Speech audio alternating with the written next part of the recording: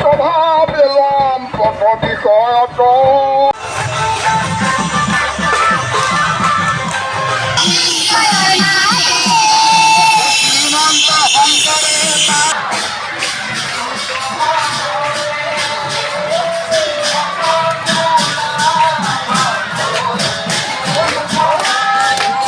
শ্ৰীমন্ত শংকৰদেৱ সংঘৰ গোলাঘাট জিলা শাখা হৈছে এটি অন্যতম জিলা শাখা।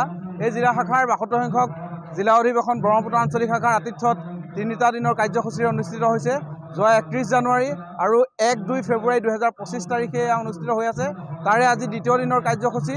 আজি দ্বিতীয় দিনৰ যি মূল কাৰ্যসূচী আছিলে সেয়া বৰ্ণাঢ্য ভাগৱত সহ সাংস্কৃতিক শোভাযাত্ৰা। ইতিমধ্যে ভাগৱত সহ সাংস্কৃতিক শোভাযাত্ৰা হৈ গৈছে আৰু এই সাংস্কৃতিক শোভাযাত্ৰাত আমি মহাপুৰুষ শ্ৰীমন্ত শংকৰদেৱে যিজন বৰ অসমৰ পৰিকল্পনা কৰিছিলে, যিখন বৰ অসমৰ জৰিয়তে তেখেতে অসমৰ বিভিন্ন জাতি জনগোষ্ঠীক ঐক্যবদ্ধ কৰি বৃহত্তৰ অসমীয়া জাতি গঠন কৰিছিলে, সেই বৃহত্তৰ বৰ অসমৰ অসমীয়া বিভিন্ন জাতি জনগোষ্ঠীক ঐক্যবদ্ধ ৰূপত এই বৰ্ণাঢ্য সাংস্কৃতিক শোভাযাত্ৰাৰ মাজেৰে তুলি ধৰিবলৈ চেষ্টা কৰা হৈছে। আৰু তাৰ জৰিয়তে আমি এই বাৰ্তাটো দিব খুজিছোঁ যে মহাপুৰুষ শ্ৰীমন্ত শংকৰদেৱে অসমখনক সকলো জাতি জনগোষ্ঠীক লৈ পেলাই এখন বৃহত্তৰ অসমীয়া জাতি গঠনৰ তেওঁ সপোন দেখিছিলে। সেই আদৰ্শকে শিৰোগত কৰি শ্ৰীমন্ত শংকৰদেৱ সংঘ বৰ্তি আছে। ইতিমধ্যে শতবৰ্ষ গৰকিবলৈ গৈ আছে। তাৰে আজি এয়া ৭২ সংখ্যক জিলা অধিৱেশন শ্ৰীমন্ত শংকৰদেৱ সংঘৰ গোলাঘাট জিলাৰ অনুষ্ঠিত হৈছে ব্ৰহ্মপুত্ৰ আঞ্চলিক শাখাৰ আতিথ্যত।